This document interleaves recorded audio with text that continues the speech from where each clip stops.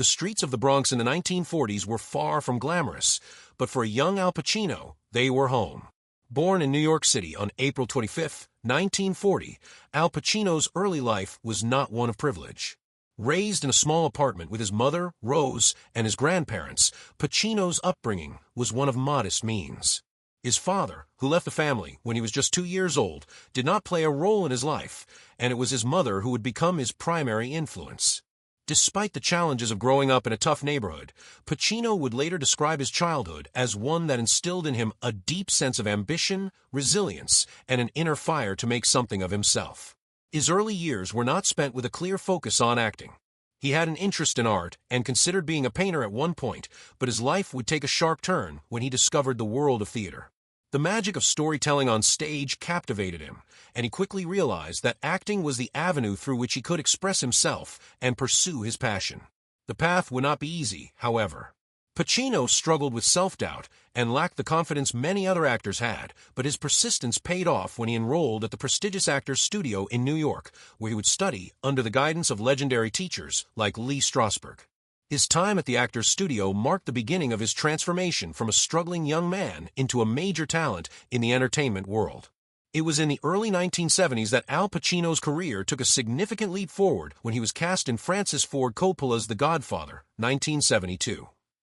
Pacino had previously appeared in several stage productions, including his breakout role in The Indian Wants the Bronx, but it was The Godfather that would cement his place in Hollywood history. Casting Pacino in the role of Michael Corleone, the reluctant son of mafia boss Vito Corleone, was a controversial decision at the time. Pacino was relatively unknown to the public, and many were skeptical about his ability to play such a complex and powerful character. Yet in his portrayal of Michael, Pacino delivered a performance that would become one of the defining portrayals in film history. His subtlety, intensity, and ability to convey Michael's internal transformation from a young war hero to a ruthless mafia boss were groundbreaking. The film was a monumental success, and Pacino was quickly hailed as one of Hollywood's most talented actors.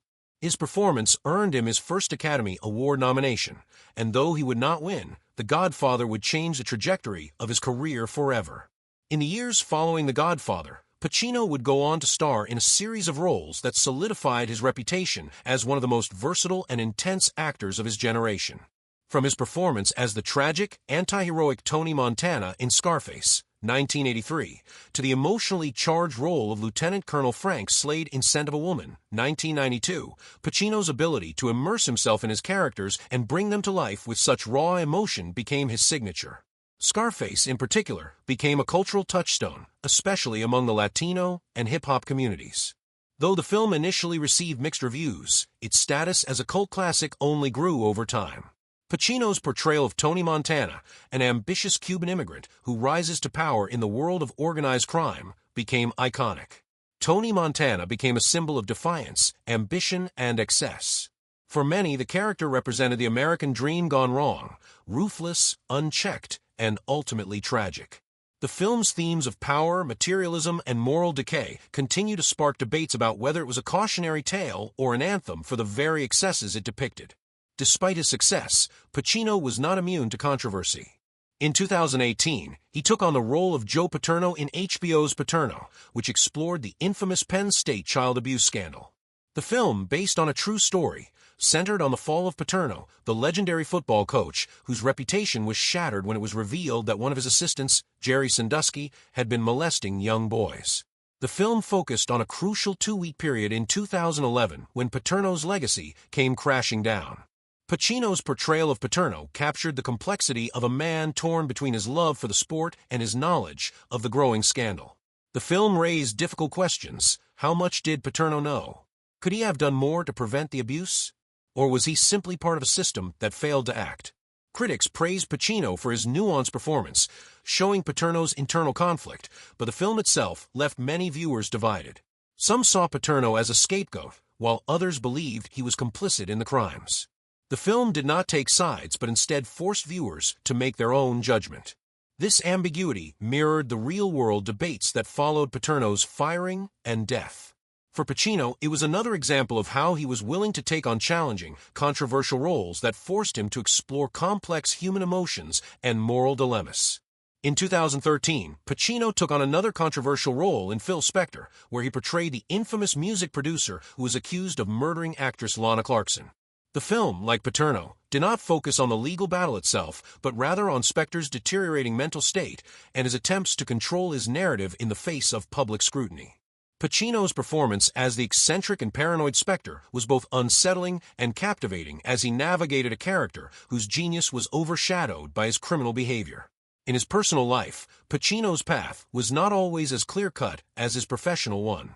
Despite high-profile relationships with actresses Diane Keaton, Beverly D'Angelo, and Kathleen Quinlan, Pacino never married. He remained a lifelong bachelor, a decision he later reflected on in his 2024 memoir, Sonny Boy. He explained that his fear of commitment, particularly shaped by the pain of his own father abandoning him, had prevented him from ever taking the step toward marriage.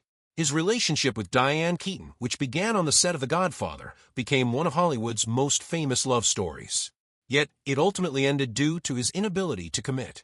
Pacino revealed that Keaton had given him an ultimatum in 1990, either marry her or the relationship would end. He chose to let her go. In 2023, at the age of 83, Pacino shocked the world by becoming a father once again. His partner, Noor Al-Fallah, who was 29, gave birth to their son, Roman Pacino.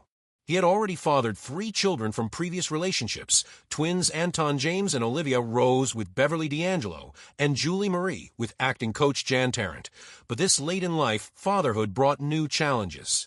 Despite the 54-year age gap between him and Al-Fallah, Pacino embraced his new role as a father and shared that becoming a parent again, at his age, had changed him profoundly. At 83, I thought I'd never be a father again, he said in an interview.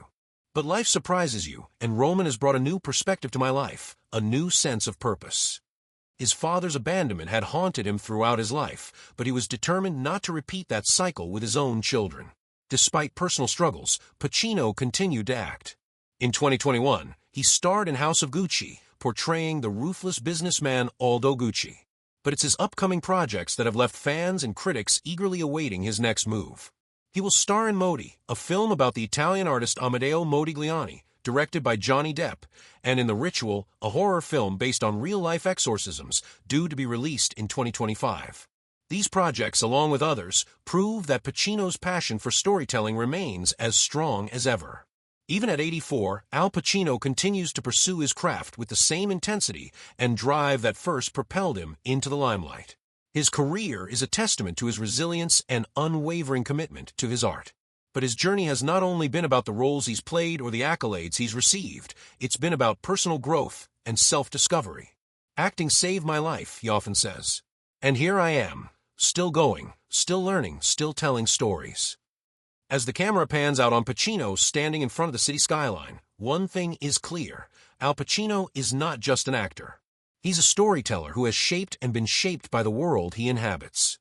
Whether on screen or off, his journey continues to inspire those who dare to dream big, face their fears, and tell their own stories.